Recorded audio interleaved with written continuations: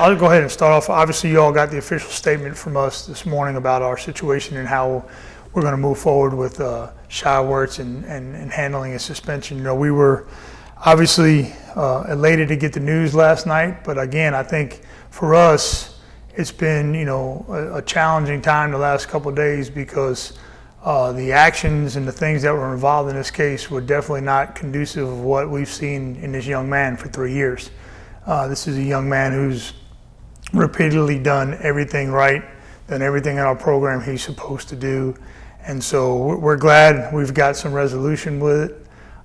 We were guided the entire time through this process by our protocols that are set forth in our student athlete handbook.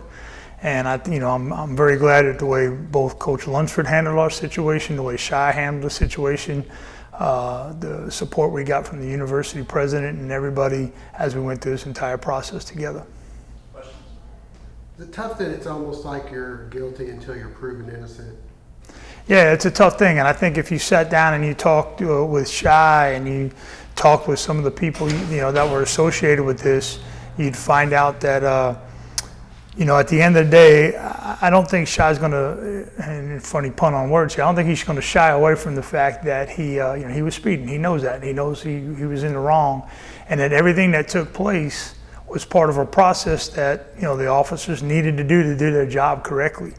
Again, the hard part is what he was accused of was very hard for me to believe because I've watched this young man work for 3 years. So I commend him and not getting his head down and not getting frustrated. I commend him in the way he handled himself through that process that we saw on video. Before the charges were dropped, did you talk to Shai at all and about the situation? Yeah, so how our process works is it's pretty standard for every sport that if we have a student athlete that gets involved in any kind of interaction with the police officers, they'll report that within 24 hours to their coaches, and then their coaches report that either directly to me or through a sports supervisor to me. And that's really what happened here. We had started to have a conversation.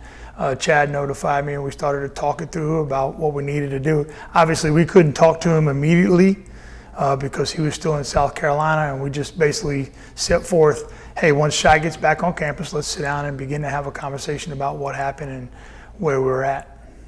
How's he handling all this? So you've talked to him, obviously. I think he's handling it very well. I think when you look at what that young man has been through on the field and what he's been through in his life, Shai's a leader.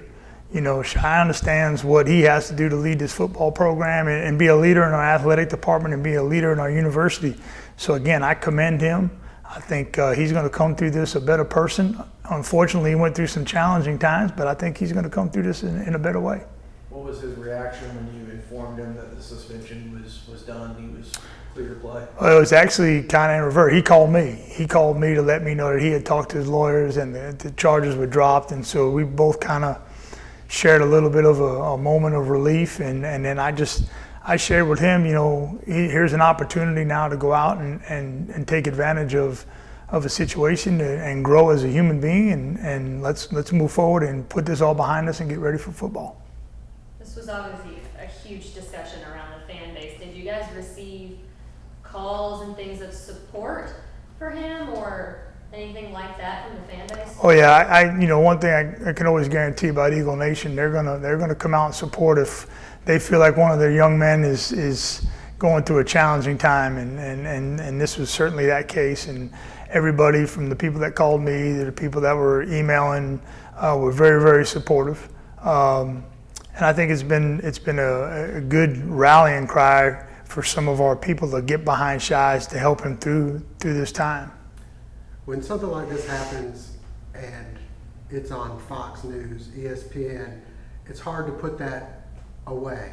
Has there been any talk from you or Shai's lawyers about pursuing any kind of a suit because of the fact of what's happened to his character?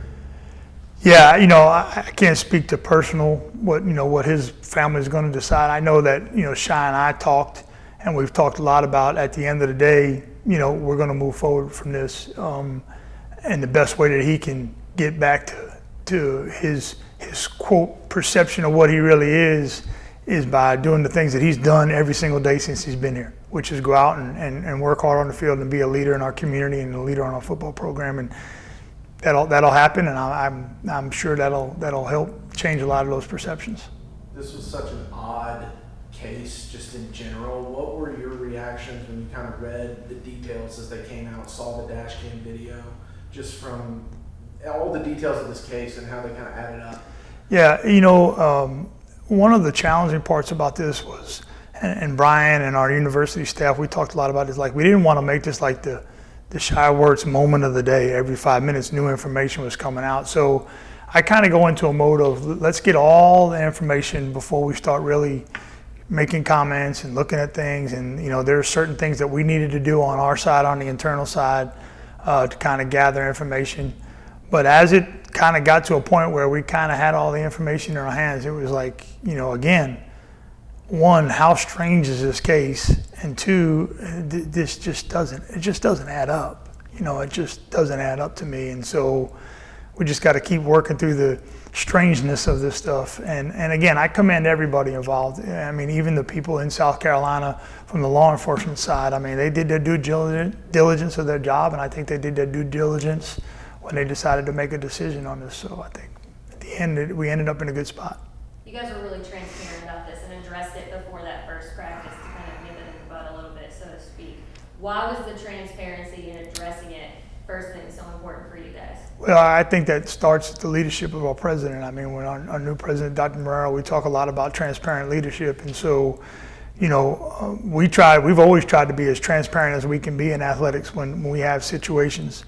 Sometimes situations are a little more complex and we can't talk about them. Obviously, with this situation, it was a public situation, so we had a little more reign to be able to comment. And I just felt like at the end of the day, let's just talk about it. Let everybody know what's going on, and as much for you all, it was for Shai to let him know that, hey, we know what's going on, and we're going to be here to support you through it. Did he bring up the drug test, or did you guys ask him to take that? His first comment out of his mouth was, "I'll take any drug test that you want to give me." So I don't think it was a question of whether I had to ask him to take a drug test. He was going to take one because he was very willing. So that was not a hard situation for us. I'll ask, because I know obviously it's all about Shai today, and that's the big news, but there's also the other arrest last Friday. Quan Griffin, any update on his status or anything there? No, unfortunately, that's a pretty serious situation, and that's a situation where that individual that I'm not going to be able to talk to because he's obviously still in an incarceration situation. In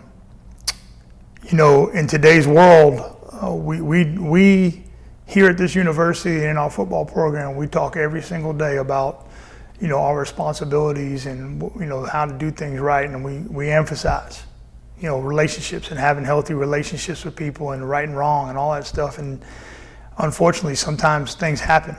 Now, again, this is a young man that's still going through a legal process, so I can't comment on much. But when I can talk to this young man, I want to hear his side of the story, and we'll evaluate that when we get to it. Did you watch the video, the dash cam video, or anything like that?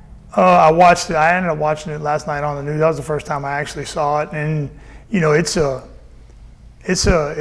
pretty eye-opening thing to see somebody get arrested. I mean, I never really thought about it in that context, but when you see him get arrested, again, what struck me most from the video was how he handled himself when he kind of knew that this was not right, this was not the right information, and he was as professional and as courteous as he could be in that process.